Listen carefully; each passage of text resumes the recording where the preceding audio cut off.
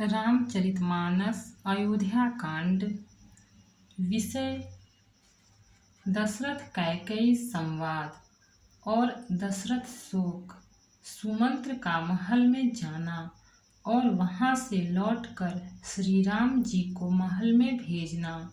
भाग 3 भावार्थ सहित।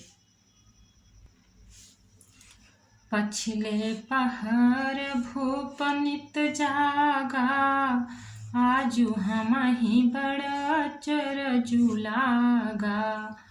जाहु सुमंत्र जगावहु जाई, कीजिए काजु रजाय सुपाई। राजा नित्य ही रात के पिछले पहर जाग जाया करते हैं, किंतु आज हमें बड़ा आश्चर्य हो रहा है। हे सुमंत्र, जाओ, जाकर राजा को जगाओ। उनकी आज्ञा पाकर हम सब काम करें। गए सुमंत्रु तब राउर माही, देखी भयावन जात डेराही। धाई खाई जनु जाई नहेरा, मानहु विपत्ति विषाद बसेरा। तब सुमंत्र रावले राजमहल में गए, पर महल को भयानक देखकर वे जाते हुए डर रहे हैं। ऐसा लगता है मानो दौड़कर काट खाएगा। उसकी ओर देखा भी नहीं जाता, मानो विपत्ति और विषाद ने वहां डेरा डाल रखा हो। पूछे को न उतरु देई, गए जेहि भवन को भूप कैकेयी। कही जय जीव बैठ सिरुनाई, देखी भूप गति गयो सुखाई। पूछने पर कोई जवाब नहीं देता। वे उस महल में गए जहां राजा और कैकेयी थे। जय जीव कहकर सिर नवाकर वंदना करके बैठे, और राजा की दशा देखकर तो वे सूख ही गए। सोच बिकल विवरण मही परिउ, मानहु कमल मूल परिहरेउ। सचिव सभीत सकई नहीं पूछी, बोली अशुभ भरी शुभ छूछी।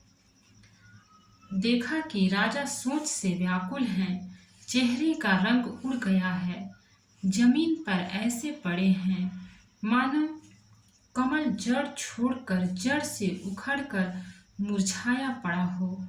मंत्री मारे डर के कुछ पूछ नहीं सकते। तब अशुभ से भरी हुई और शुभ से विहीन कैकेयी बोली, दोहा परिन राजहि नींद निसी, हेतु जान जगदीशु। राम राम रटि भोर किए, कहई न मरम महीसु।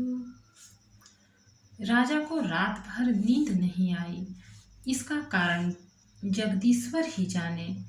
इन्होंने राम राम रटकर सवेरा कर दिया, परंतु इसका भेद राजा कुछ भी नहीं बतलाते।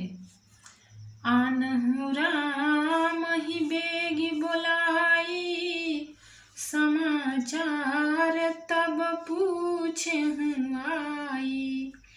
चले सुमंत्रु राय रुख जानी, लखी कुचाल किन्ही कछु रानी। तुम जल्दी राम को बुला लाओ, तब आकर समाचार पूछना। राजा का रुख जानकर सुमंत्र जी चले, समझ गए कि रानी ने कुछ कुचाल की है। सोच बिकल मग परई न पाऊ, राम ही बोली कहीं कराऊ। उरधरि धीरज गयउ दुआरे, पूछहि सकल देखी मनु मारे। सुमंत्र सोच से व्याकुल हैं, रास्ते पर पैर नहीं पड़ता, आगे बढ़ा नहीं जाता। सोचते हैं राम जी को बुलाकर राजा क्या कहेंगे। किसी तरह हृदय में धीरज धरकर वे द्वार पर गए। सब लोग उनको मनमारे उदास देखकर पूछने लगे, समाधान करि सो सबही का, गयउ जहाँ दिन कर कुल टीका। राम सुमंत्र ही आवत देखा, आदर किन्ह पिता समलेखा। सब लोगों का समाधान करके किसी तरह समझा बुझाकर सुमंत्र वहां गए। राजा सूर्यकुल के तिलक श्री रामचंद्र जी थे। श्री रामचंद्र जी ने सुमंत्र को आते देखा तो पिता के समान समझकर उनका आदर किया। निरखी बदन कहीं भूपर जाई, रघुकुल दीपहि चले उलेवाई।